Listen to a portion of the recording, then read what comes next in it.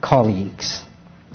My name is Danny Kwa. I am Acting Dean and Lee Ka-shing Professor in Economics here at the Lee Kuan Yew School of Public Policy. It's my great pleasure to welcome all of you to this evening's public event on India at 70. In particular, it is my great pleasure to welcome to the Lee Kuan Yew School and back to Singapore, Mr. Rahul Gandhi, President of the Indian National Congress Party. Thank you.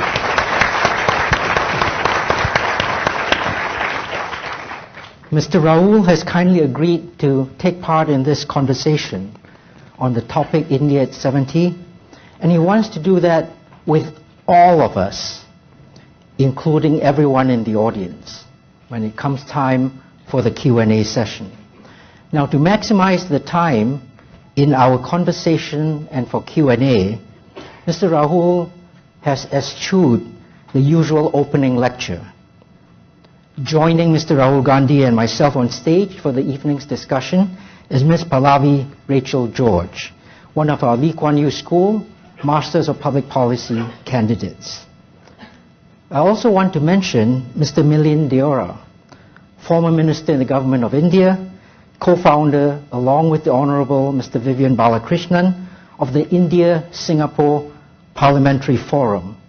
Mr. Milind is not here on stage with us, but he is in the audience. He had kindly helped arrange this evening's conversation.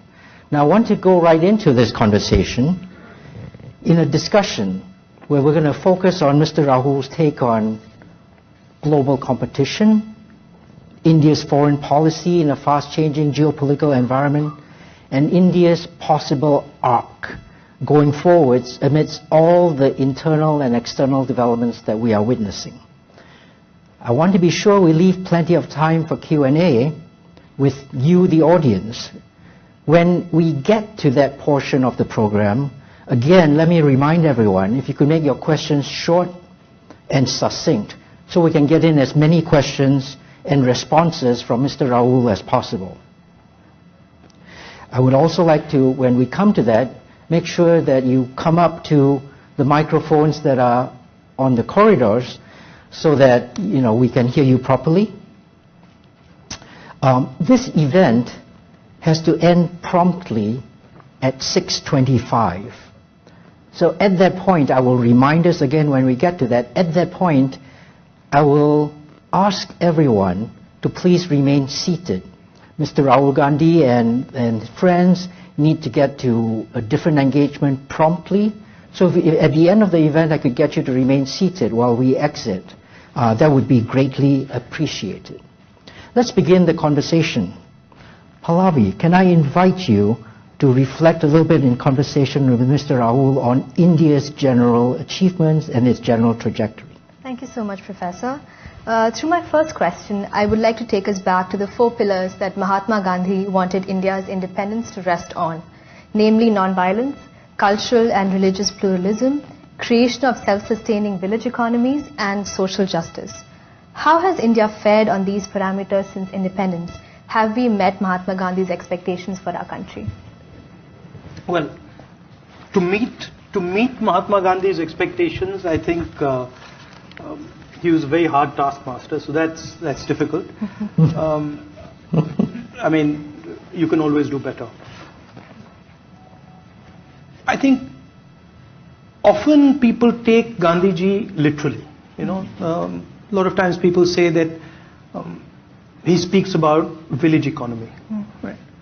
But actually what Gandhiji was saying, the idea of Swaraj is decentralizing power to the last India. And building an India where everybody feels that they have a space, everybody feels comfortable, and a harmonious India. So we've done pretty decent job of doing that. First big step was one man, one vote. The idea, constitution and the idea that each person should have a vote. Green revolution, self-sufficiency in food, computer revolution, we've got Sam Pitroda sitting here, telecoms revolution, 1991 liberalization of the economy. So we've been pretty successful. We are one of the fastest growing economies, and all this, we're not a small country. We're one of the biggest countries. So I'd say it's been a decent show. Could always have done better. Thank you. So out of the 70 years of India's sovereignty, the Indian National Congress... Can I just... Yes, sorry. of course. Where we're running into trouble now, right, is the levels of violence, the levels of anger that you're seeing in India. Right. And this, to me, this is central. The idea of India that Gandhiji envisioned was an India where everybody felt they had a home, everybody felt comfortable, regardless of religion, regardless of community, regardless of state. The idea that anybody coming into India, even a foreigner coming into India, felt comfortable in the country. And that is an idea that is now, I'm sorry to say it, but that is an idea that is now being challenged. So my next question is, out of the 70 years of India's sovereignty, the Indian National Congress has formed the government for 49 years.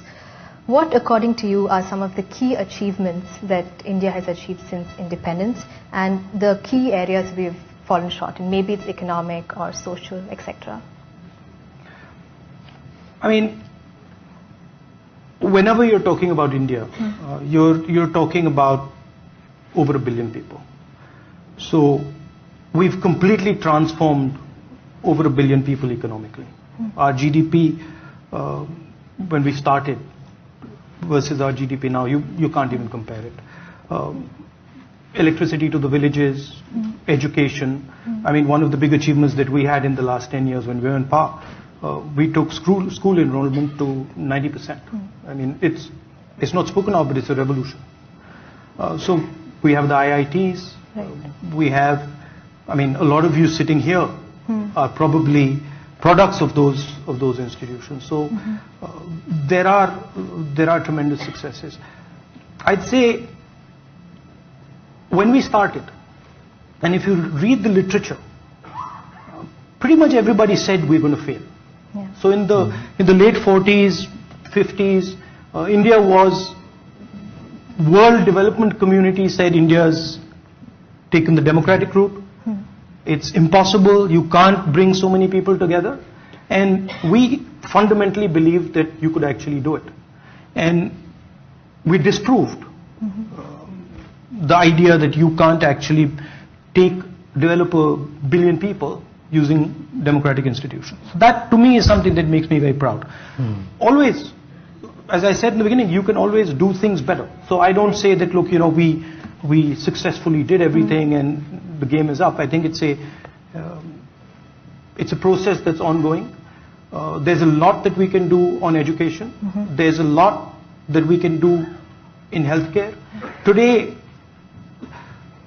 the way I'd like to frame it, there are two massive migrations taking place on the planet. One is taking place in India, and the other one is taking place in China. Huge numbers, millions of people moving from villages to cities in both the countries. We've chosen two completely different ways to manage that migration. The Chinese have chosen an organized way of doing it, and we've chosen a sort of decentralized way of doing it. And there are advantages to their system, there are advantages to our system. But one mustn't underestimate the energy and the power that is released when you take over 1 billion people from rural economy to an urban economy. There are massive expectations. There is tremendous fear. People don't realize it, but moving from a village to an urban environment where you don't know what is going to happen, where you don't know whether you'll get a job, is actually a terrifying experience. So that produces a lot of angst, it produces a lot of irritation, it produces a lot of anger, and management of that process is something that we've been reasonably successful so far. Thank you, sir. One of the key parts of any democracy is its institutions, and I would like to draw your attention to the judiciary. It's one of the most trusted institutions, but at the same time there are a lot of calls for reforming it. And very recently the people of India witnessed an unprecedented move by the senior-most judges of the Supreme Court to hold a press conference and to tell the public that there are discrepancies in the way how the court functions. What are your thoughts on this, and how do you think we can address the larger requirement of judicial reform?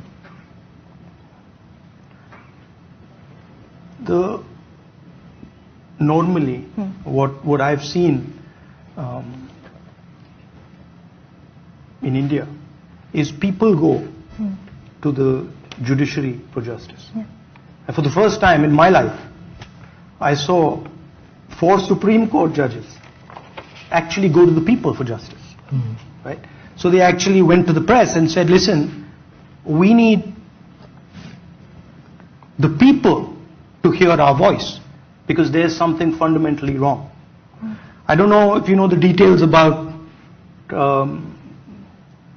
details about the comments they were making, but at the center of that issue is the case of Mr. Amit Shah, right? So there is a challenge to the institutional structure of our country.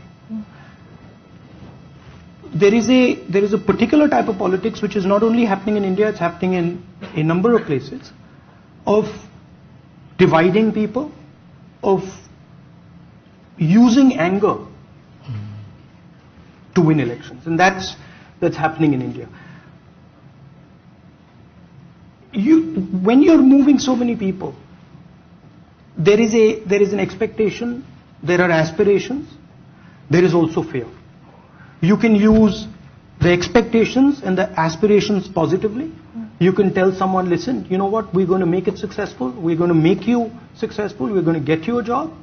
Or you can tell them, you should hate that person. There are 2 completely different visions, and I'm quite proud to say that our vision is of bringing people together. And it served India. It is actually, in my mind, what makes India strong. I think, for me, if you ask me what am I proud of about my country, since not only Mahatma Gandhi, but since thousands of years, it is the idea of our plurality. It is the idea that people in India felt that they can say anything they want, they can do anything they want, and they won't face repercussions. That is being challenged. And it's not apparent outside how aggressively it's being challenged. We see it in India. You don't hear much about it, but it is a very, very aggressive and organized attack on the system. And it's the judiciary. If you speak to the press, it's the press. If you speak to business people, there's business people who will tell you that we feel intimidated. So there is a general atmosphere of intimidation. All right, so my next question is, today is International Women's Day, and so I felt it would be appropriate to ask you regarding the women's reservation. Am I allowed bill. to ask you counter questions, or is that just so we get going? You can. Yes. And so for the benefit of the audience, this particular bill seeks to give 33% reservation for women in the parliament. And currently, women occupy only 12% of India's parliament, which is far less than the global average of 22%. Why is there a delay, sir, in passing this bill, especially when it appears that all political parties are for it? We've been pushing it. No, all political parties aren't for it. We've been pushing it. The foundation of women's sort of empowerment in politics, women entering politics, the foundation was the Panchayati Raj Act, village government. And that's where the first women's reservations were passed. So there's, at the lower levels of the political system, there's tremendous participation of women. It's not all good, because some of it is, somebody's wife and somebody's relative, but by and large it's been very successful. And you're getting a generation of women at the panchayat and at the ward level where they're saying, okay, now we can play a game here. We tried to pass this bill in the Lok Sabha and the Rajya Sabha a number of times, but it was opposed. It was opposed by a number of parties. We've been telling the government of India that, listen, we need this bill passed, and we will fully support it because we believe in women's empowerment and women's participation. But not getting much of a response. But I've told at least the women in the Congress party that we are going to push very aggressively to make this happen in the parliament, and we are doing that. Okay, thank you. I think not having women play a role in politics is a tragedy. So I think it's critical. Thank you. In Kerala, you have quite a few women playing. We do. You don't have that problem. Thank you, Mr. Rahul. Now we're delving now quite a bit into specific policies, your vision for policies. And I would like, if I may, to draw you out on your specific vision for policy on jobs and on growth in the Indian economy. And this gets at something you mentioned earlier, the terrifying process of hundreds of millions of people moving from rural to urban areas typically. We know that that's part of the growth and development story. Because on average around the world, when someone moves from a rural area to an urban area, their productivity increases by 50 to 100%. So it's a very important part of the growth process. But of course, the other part of this growth process is that we've got to have enough jobs for these hundreds of millions of people who are making their move. And I'd like to draw you out on that vision for how job creation, economic growth, urban transformation is going to proceed. But to put some structure on the conversation, perhaps, if I may, I would like to quote back to you some of the things that you had written. I'm in trouble now. What have I written? In a recent article in the FT, you wrote, with connectivity, but no threat from Chinese productivity, there would still be blue-collar jobs in the West and India. This, of course, is a reflection not just on India, but on America and elsewhere. It's a very important, cogent observation. And then you go on. With Chinese productivity, but no connectivity, economies would suffer, but institutions would still function, unchallenged. It is the combination of the two factors, the connectivity, the technology, and the threat from global competition, that is such a danger to many other economies. So to extract from that, you're talking about robotics, AI, fourth industrial revolution on the one hand, that connects up different societies. And you're talking about competition from China, yes, but it's really principles about competition generally, international competition generally. That has been, to put it bluntly, devastating for India on its blue-collar jobs front. That's the assertion that you make. And it's one that I think many, many people would stand by. But what I'd like to draw you out on is where you personally see policy can come in on this. Where do you see yourself potentially making policy on Indian job creation? Is it going to be in large-scale manufacturing?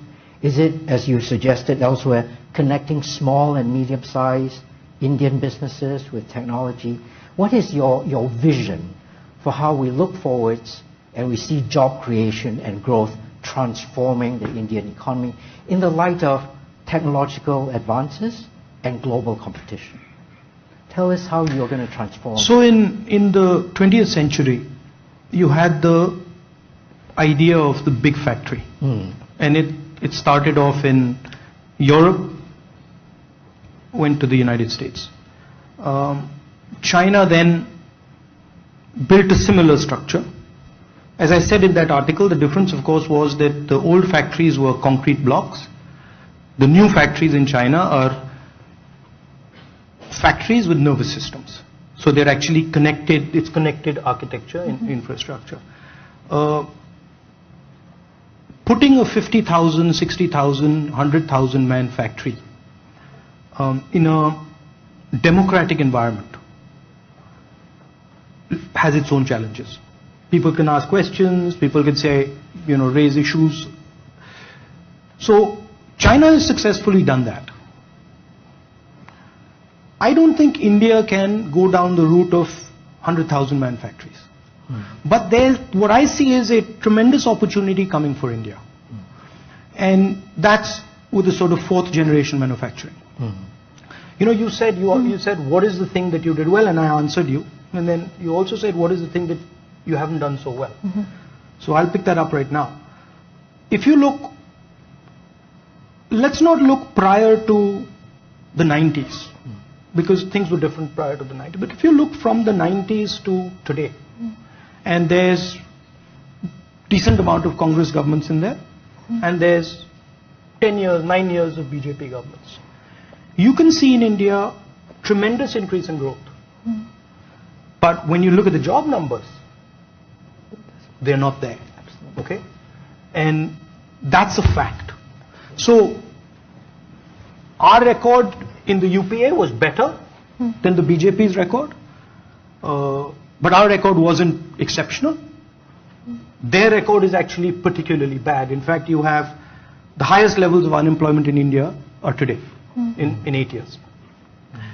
How I see the problem is there is a disconnect between our skill system and finances and technology. So if you go into Indian districts, I travel quite a lot, so I've had that experience. You go to a Moradabad, there is a infrastructure of skills in brass making. You go to Mirzapur, there is an infrastructure of skills for carpet weaving.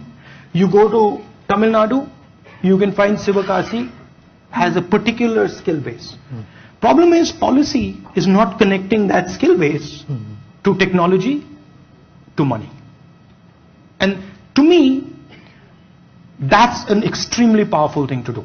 If we can take our skills, which are basically old traditional networks, and connect them to finance and to technology, you will get a complete transformation of Indian manufacturing. It won't look like China. It won't look like 50,000 man factories. But it'll be entrepreneur-led, it'll be small and medium business-led, but it'll be transformational. And you'll feel the impact of something like that across the world. It's an exciting vision.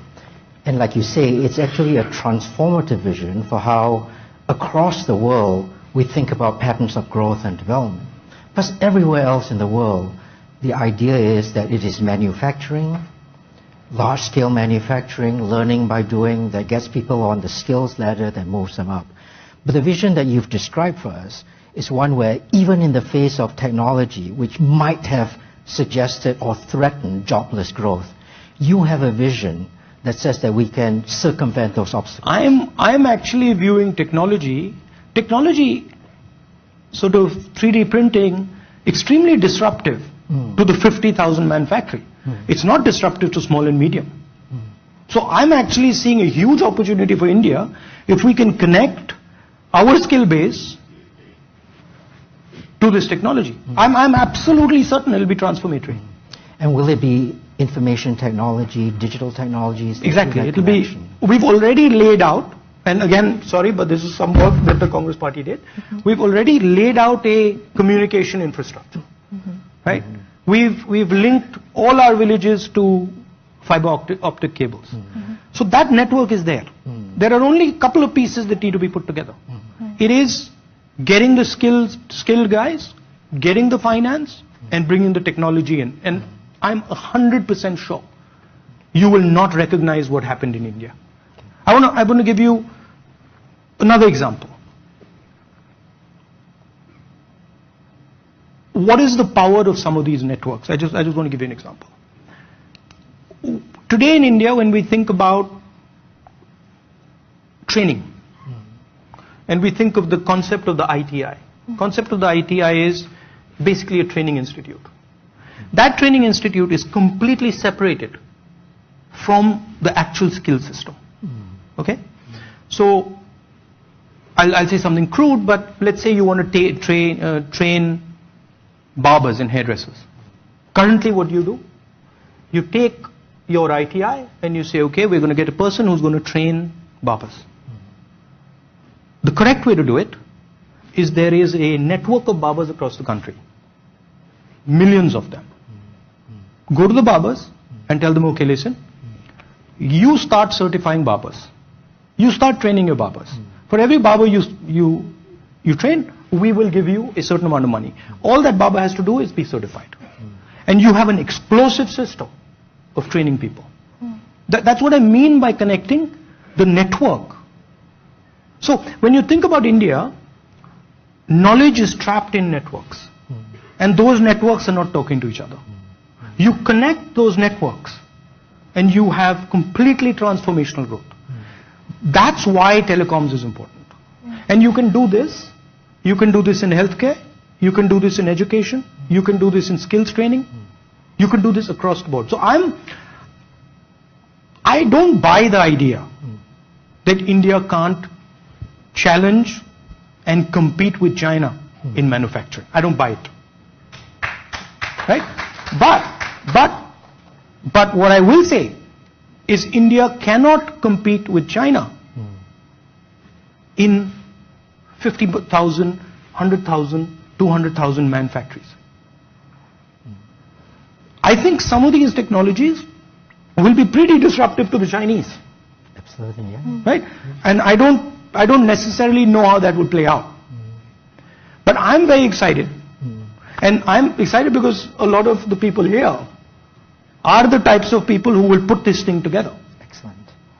Excellent. I mean, that's a very exciting vision you've laid out for us. And as I said, it's transformative in many ways. Can I press you a little bit?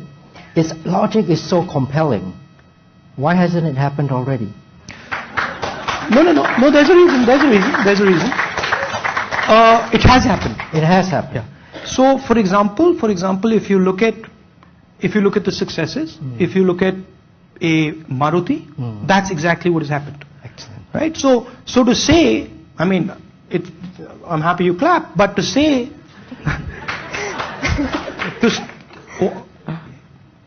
the Indian auto industry, Maruti factory, auto components industry, that's a success story.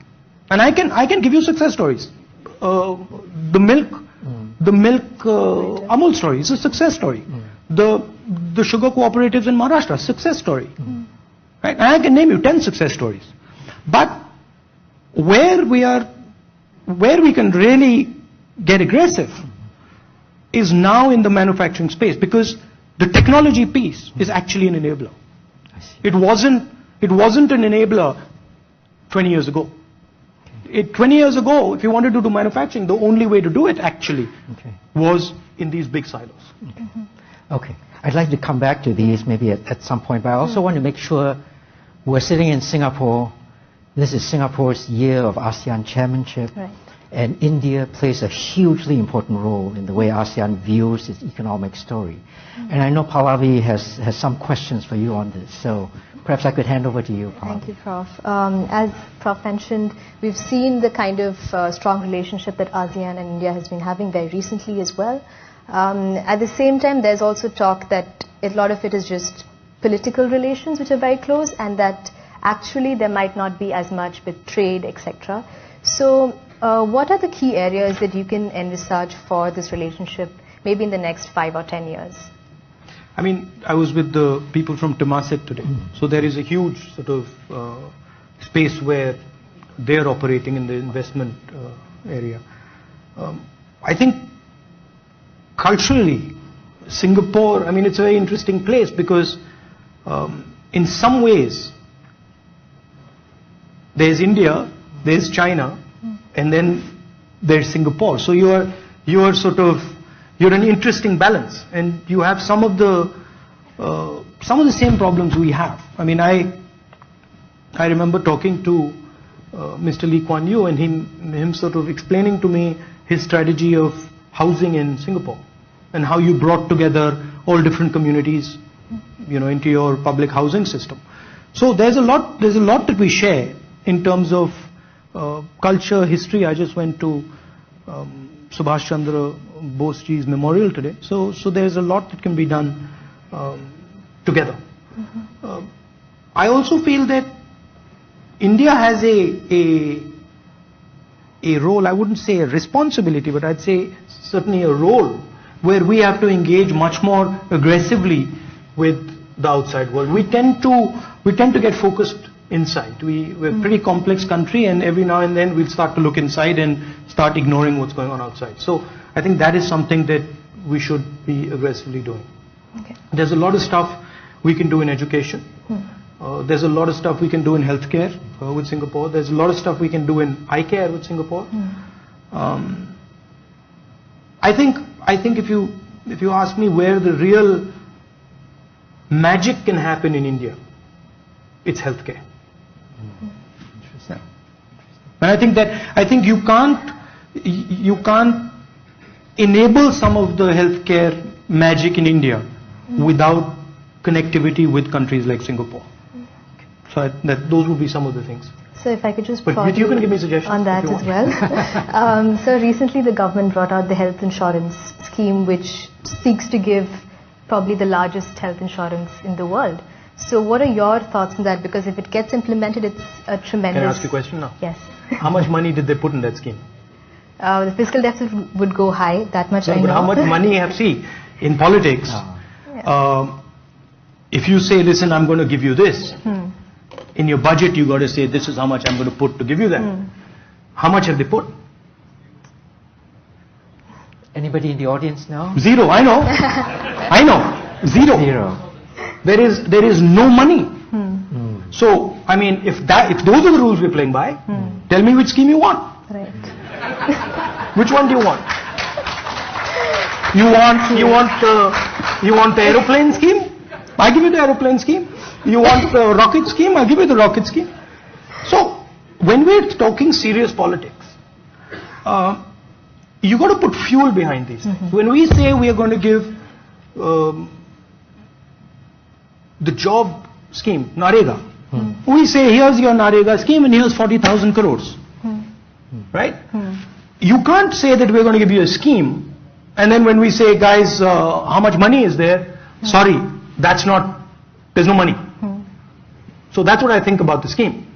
However, I do think healthcare is a tremendous opportunity.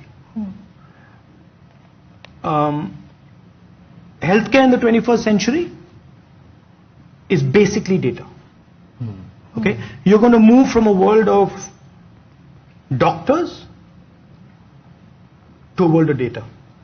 It's like a pilot. Right? You had pilots earlier. Now you don't have pilots. They call themselves pilots, but they're basically system managers. The plane is flying itself. They're sitting there because people need to be comfortable that there's a pilot sitting there. Right? And the entire thing is managed through GPS, through other communication systems. That's where the world of the doctor is going. Right? So, what are the important pieces? Diagnostics. Records of people. Past records of people. DNA. These are the type of things. And on every single one of these, India has a scale that nobody can compare with, except the Chinese. But I'll tell you, this is an interesting thing. Here is where democracy and freedom of ideas is actually on our side. So we can actually do things with that data that the Chinese can't do. Okay. I want to comment on this, if I may, but I know that you'd also like to... Can I just say one thing? I'm passionate about this stuff. So. Yeah. And I don't, traditionally in India, right, our idea has been healthcare for Indians. We've never seen the global healthcare opportunity as being something that can actually be part of the healthcare for Indians play. Right? I can envision a world where Indian healthcare data is helping treat people in Singapore. And you might not like this, but Singapore is paying India for it. I'm very fine with that. So that's, I mean, you know what I think? I think, for example, this is where big countries come into their own, right? Yeah. To me, when I look at all these MRIs taking place in India, right? And I don't see those machines connected. I see a huge problem. Yeah. And I can see that if we connect all those MRI machines, you will completely transform healthcare on the planet. Yeah. Yeah. Again, this is a very exciting vision, and I wonder if I can just expand on it a little bit, and then, try to extricate from you your views on international inclusiveness, India's place in the world, as it were, because that's what we've started talking about now. And early in the conversation, you crafted for us this wonderful, inspiring narrative of Indian inclusiveness within the country. That there was, that we had to get away from this narrative of anger and exclusion, and that you worried about that might be emerging.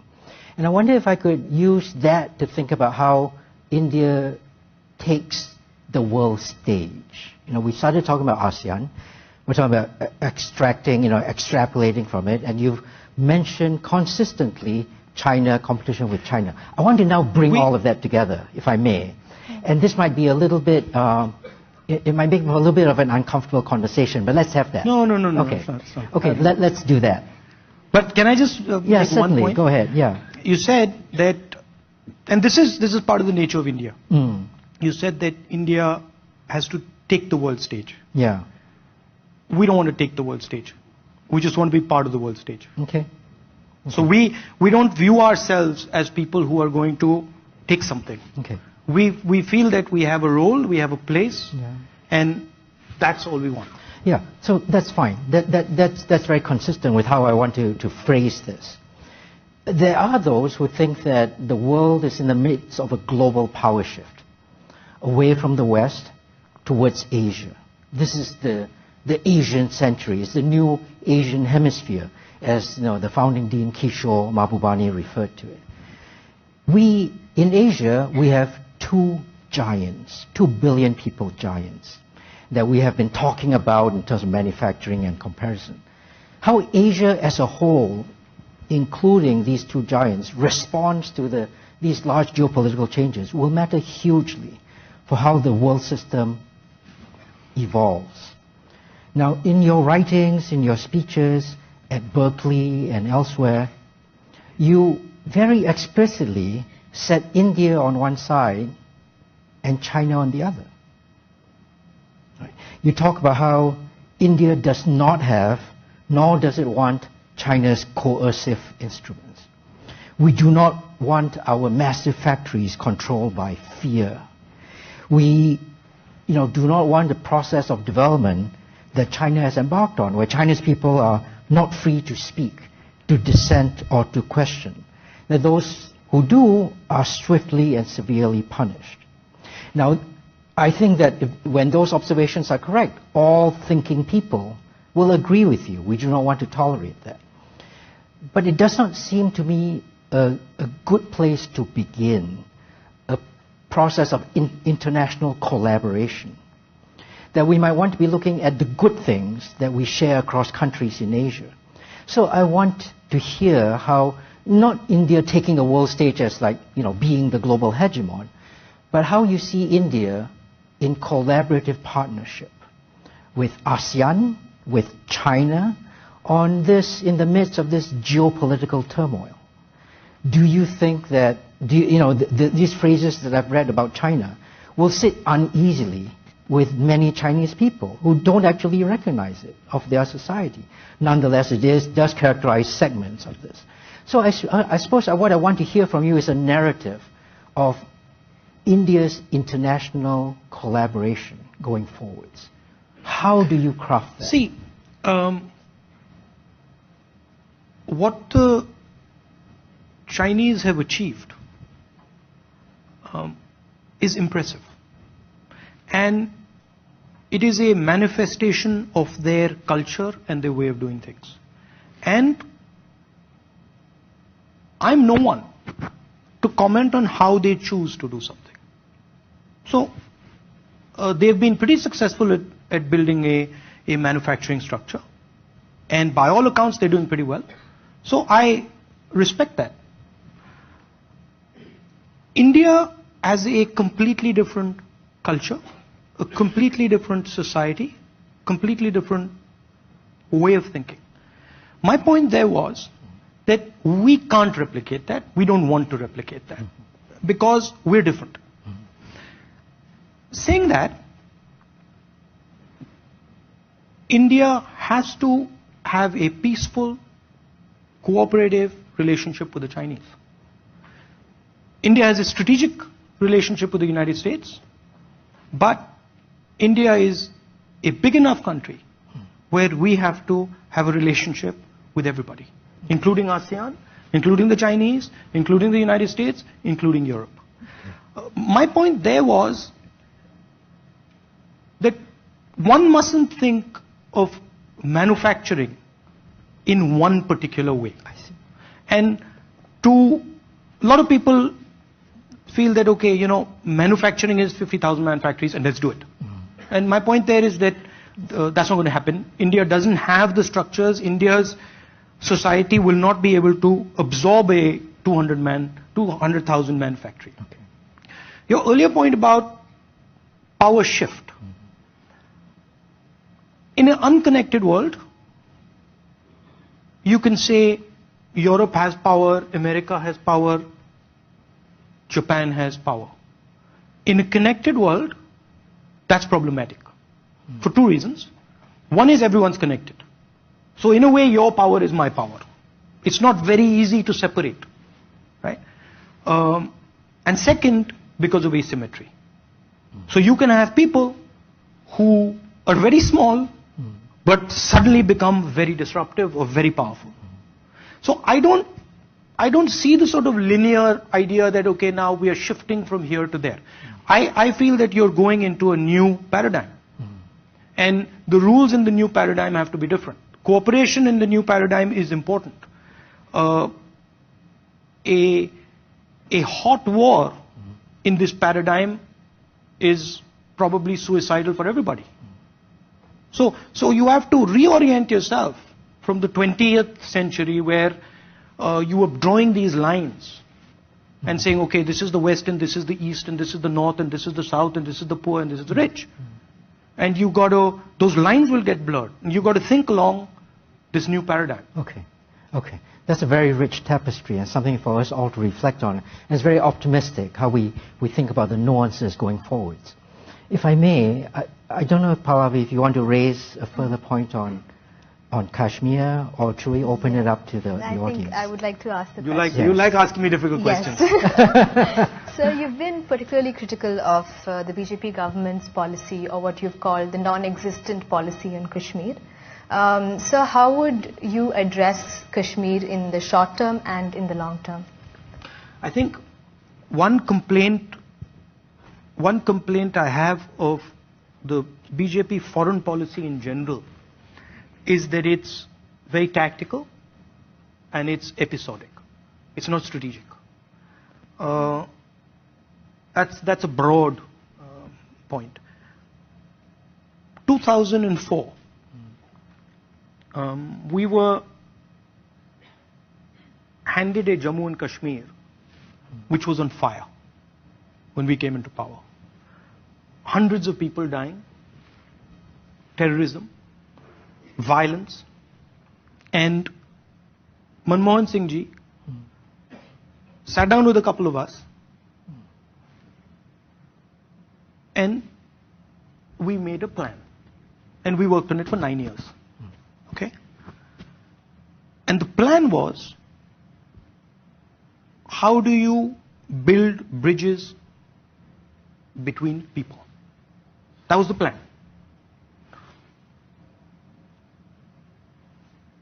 To me, this is one of the biggest achievements of our government.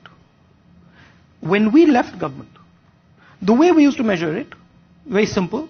I used to go, others used to go, we used to measure the number of planes landing in Jammu Kashmir, tourist planes, right? And we knew that if we were at 5, that was really bad. If we were 1, it was terrible. If we were at 5, that was bad. We got to 50, right?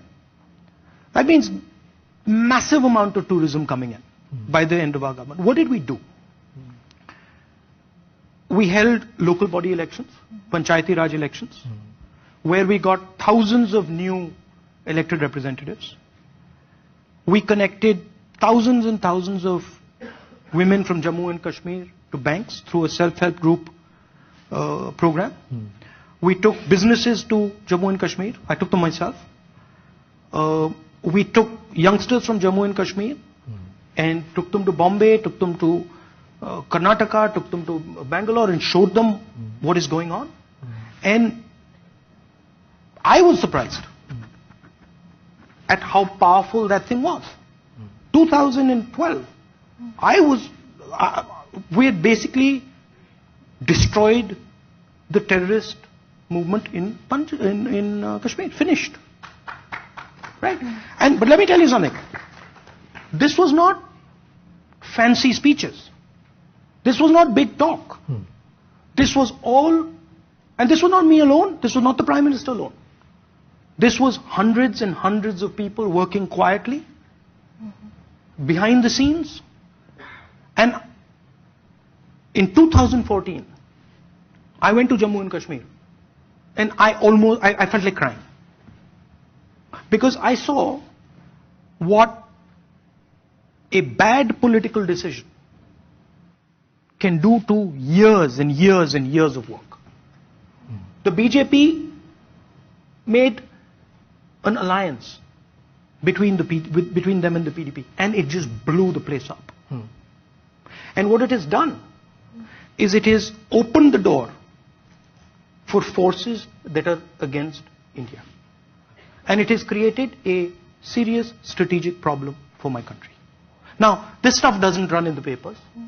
This stuff is not what, this doesn't work in bites. But this is the truth. So for me, I've seen the power. I've sat in a room. I'll tell you a story. I've sat in a room. I've sat in a room with an MLA from Punjab. MLA is a member of assembly. Who sat down in the room and he's held his head like this. And I've said, what are you doing? He said, I can't believe what is happening. I said, what? He said, 20 years ago, I was basically a terrorist. And now, I'm sitting here making laws. You engage with people. You bring people in. You trust people. You believe in people. It works. I've seen it. With the harshest of people, I've seen it work.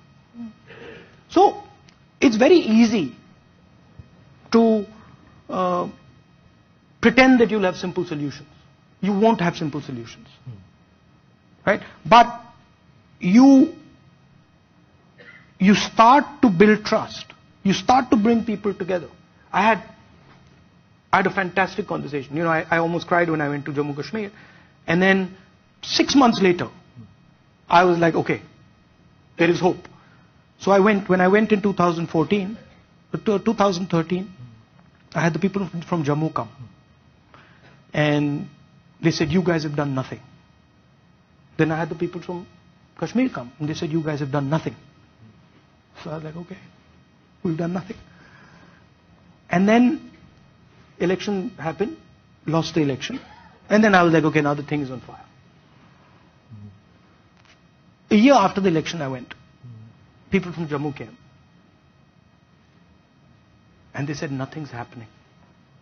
So I said, what do you mean? They said, nothing's happening. I said, why? They said, because they don't talk to us anymore. Then 5 minutes later, people from Kashmir came. They said, nothing's happening. I said, why? They don't talk to us anymore. I said, so then? Then they said, there's no way but to talk. There's no way but for us to talk. Because nothing happens if you don't. So you can divide people, and play this politics. But how is dividing communities going to get you jobs? You explain that to me. If you can give me an explanation, I'll buy it. But if I divide this room, how are we going to build cooperation? How are we going to build a country? So to me, Kashmir, I like the question because it's at the heart of the problem. You go in, you carry people, you show them affection, you show them love, they will respond every single time. You show them anger, you're nasty, they will respond every single time. So that to me is, that is also the spirit of my country. Okay. Thank you for that. I'd like to, if I may now, open up to the audience. Thank you, Mr. Rahul, for a very inspiring vision on so many different dimensions. Thank you.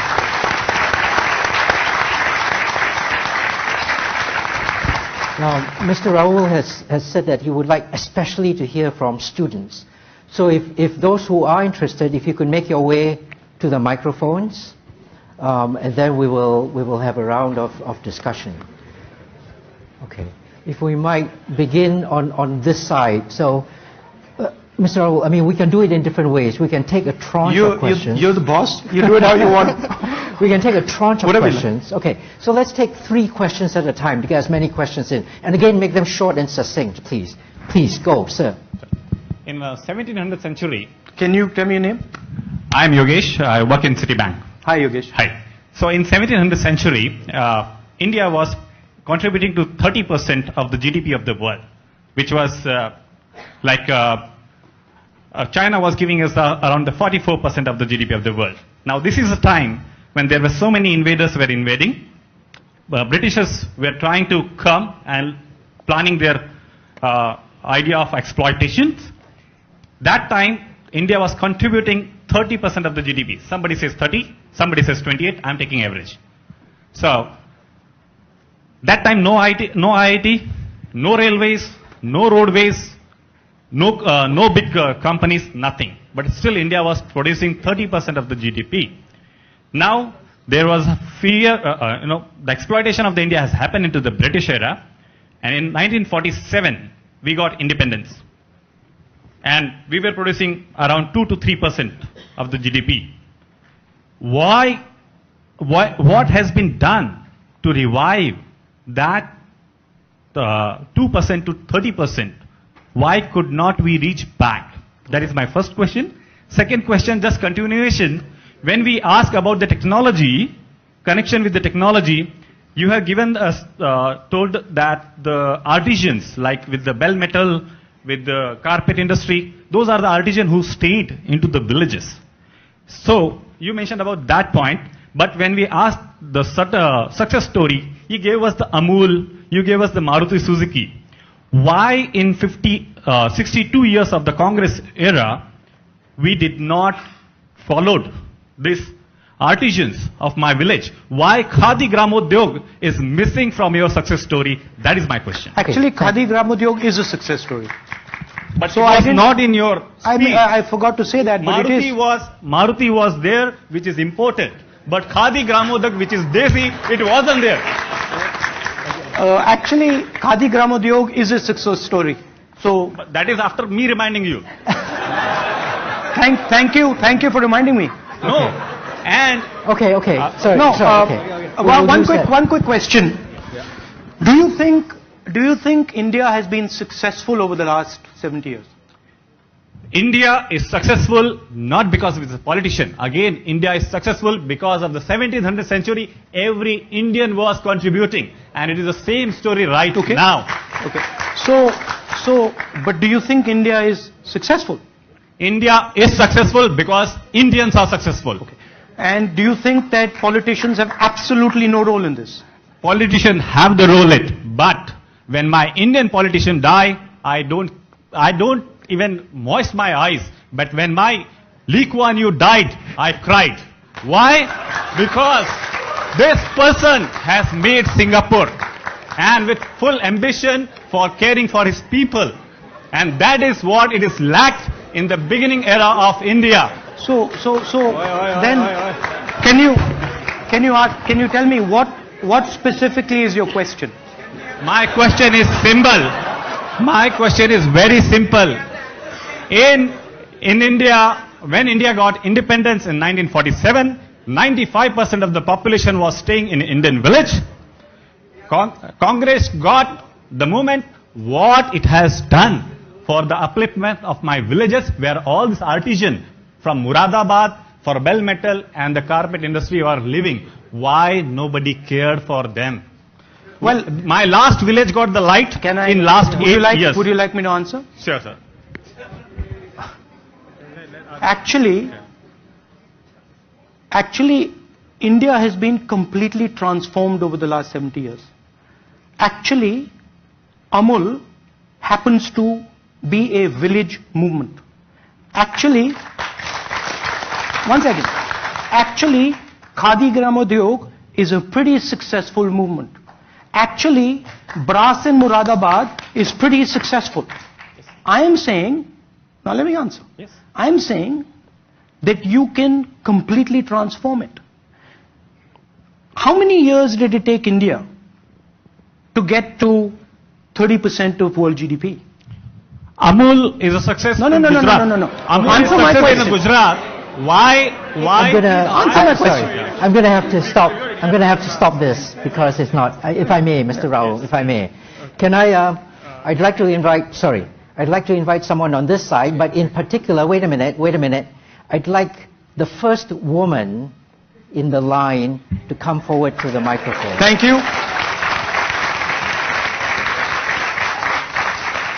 So please ask your question. Please go ahead. Hi, Mr. Gandhi. I'm Hello. Sapika, and I'm an economist at Goldman. So you've talked a lot about how there were sort of these secretive missions that the Congress had in order to get certain results. And I'm just wondering, a lot of those results seem to be coalesced towards the progress that you made with Kashmir and in terms of industry, etc.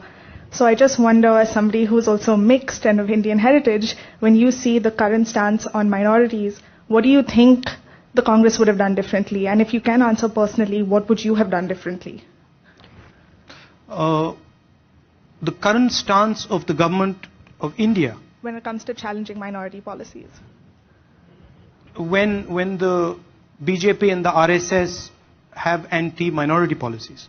I mean, we've been fighting the BJP and the RSS since they began. Mahatma Gandhi died protecting minority interests. The Congress party has protected minority interests for the last 70 years in India. The fact of the matter is that we lost an election to the BJP. And we do not like an India where people are persecuted, where people are beaten up for what they eat, for what they drink, for what they say, for what they wear. We don't like it, we fight for it. But the fact is that Mr. Narendra Modi won the election. And whether we like it or not, we can contest it, we will fight it, we will defeat him in the next election. But he controls lawmaking in India. He controls the UP police. He controls the Haryana police. He controls these things. And a extremely nasty form of politics is playing out in India. We will fight him and we will beat him. Thank you. And I would like you to know, and I would like you to believe that very soon you will see an India where everybody is respected, everybody is loved, everybody works together to take the country forward. By the way, it's not, you use the term secret mission. It's not a secret mission. It's work. It's secret in that we don't go on a stage and talk about it, but it's political work.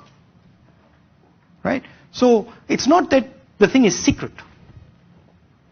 Okay. But let me tell you something. I feel what you're feeling very strongly. Thanks. Thank you. Thank you very much. Thank you. Okay, the gentleman in the green tie, Yeah, please, okay, sir. thank you. And make a short question. Short question. My name is P.K. Basu. I'm the author of a book called Asia Reborn, the first comprehensive economic and political history of the whole of Asia. And my question is this. I also teach economic history to students in several business schools. My question is this. Why is it that during the years that your family ruled India, India's per capita income was growing less than the world average. And yet, in the years since your family relinquished the Prime Ministership of India, India's per capita income has grown substantially faster than the world average. Okay. Thank you. That's a very sharp, succinct question. So, and Mr. Rahul. what is your hypothesis? I asked you the question. I'm here to ask the question. That's quite... My hypothesis is in my book. Please read the book. It's called Asia Reborn. I mean, you're giving a hell of a lot of power to one family. No, right? See, let me give you one sec. Let me give you an alternative. So since you asked me back a question, let me just elaborate on the question a bit.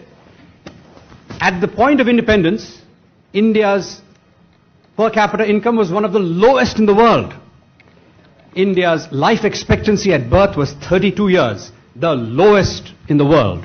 Africa's average was 38. So, when you are the poorest country in the world, you should be growing faster than the world average in order to close the gap with the rest of the world. May interrupt. And unfortunately, during the period of your family's rule, thank you very much, India did Mr. not Basu. achieve that. Thank you. That's the question. Why? Thank you. I mean, there was a sharp question. You can either decide to take it or not. I can take it if you want. Yeah, okay, go ahead. Do you agree? First of all, do you agree that India is a success today? Of course. You do. A relative success since your family relinquished the Prime Ministership. Yes. So since then, not before. So you're saying, for example, that I had absolutely no role in Indian politics from 2004 to today. You're saying that? Well, make up your mind. Either I have a role or I don't have a role. You can't give me both options. Please tell us what your role was. Okay, I'm going to. Point is that if I may, let's not have this dialogue. If I may, could you answer the question? I mean, the question is. May I? Okay, please. Is there an answer to the question? Okay. Yes. Please answer the question. Yes, I've answered the question. Crisp, clear question. Hello. I've answered the question. I've answered the question. All right. Yes. Listen, I'm going to leave it at this. Okay. I'd like to come over to this group. Sir, go ahead, please. Okay, yes, short, succinct question. Yes, I'll make it very fast. Yes, my name is Anish Mishra. Okay, the thing is, I'd like to start by saying that I'm a great admirer of your great-grandfather, Jawaharlal Nehru, and I think all the good things that whatever India is today is because of the Indian Congress Party. And if you look at the Constitution of India, your party has very successfully put in the values of the Congress Party into the Constitution of India. You're both going to extremes, right? I mean, give me something in the middle. So, Mr. Gandhi, I mean, he's saying, I'm the cause of every single problem. Yeah. And you're saying, I'm the cause of every single solution. I mean, this is crazy. Mr. Gandhi, whatever that's left to be proud of India today is because of the Congress Party. Okay, the thing is that. Okay, I want to talk about the idea of India, which you spoke that it's being threatened by the... Sorry, can you please ask your question? Yes. Okay, my question is that in one of your speech, very correctly you said that India, we should not learn the wrong things from Pakistan. And if you look at today, India can be compared to what Ziaul Haq is. India is living in the era of Ziaul Haq. In fact, when they look at us, they say that we thought we were liberals as secular democracy. Today you turn out to be the same as us. So my question is this, is that if you come back to power, if you become the Prime Minister of India, how are you going to undo the damage that has been done upon India? All I want is that I want India to go back to what it was before Mr. Modi became Prime Minister. And I want to give you, just to conclude, I want to give you one suggestion to put in your manifesto. In the next election, you put this in your manifesto called Restoring India. Because called Restoring India. Restoring India. Yes, because my India has been lost. When I look at the map, I can't find my India anymore. And I want you to... yes, sir. My India is lost. I want you to give India back to me. Thank you. Okay, Mr. Rahul. This conversation, right, shows you the polarization. It does. That gentleman thinks that nothing has ever been done by the Congress party. This gentleman thinks that everything has been done by the Congress party. Let me tell you what the truth is. India's success is hugely because of India's people. However, anybody in this room who thinks that the Congress party is not part of that success, anybody who thinks that gaining independence was not part of that success, that one man, one vote, which the RSS opposed, was not part of that success, anybody that thinks Green Revolution was not part of that success, anybody thinks Telecoms Revolution was not part of that success, anybody that thinks the liberalization wasn't part of the success, anybody that thinks rights-based paradigm wasn't part of the success, needs to write a new book.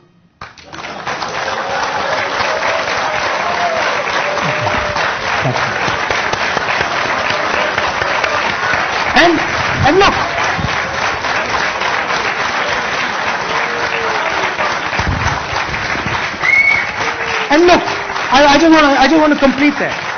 And look,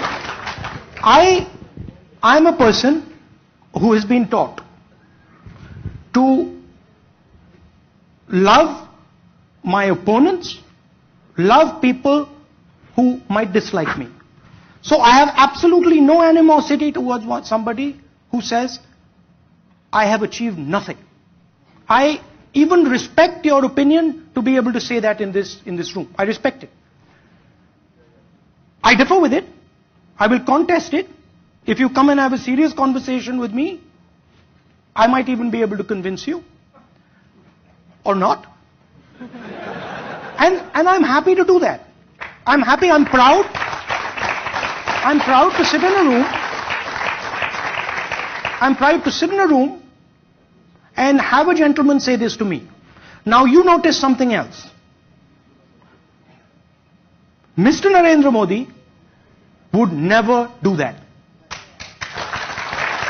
You would never have the ability to say what you said to me in front of Mr. Narendra Modi. And I am absolutely blazingly proud of that. So after this meeting, I want to give you a hug. And I want to tell you that you are very important to me. Because you represent an opinion. And I respect that opinion. Thank you. Thank you. Should we? Thank you. On that very nice positive note, I'm afraid I'm going to have to end the session. I know that there are lots of questions still to come, and the exchange that we've just seen has been, vibrant and lively, and that's exactly the kind of discussions we want to have. But I'm going to have to call the session to a close.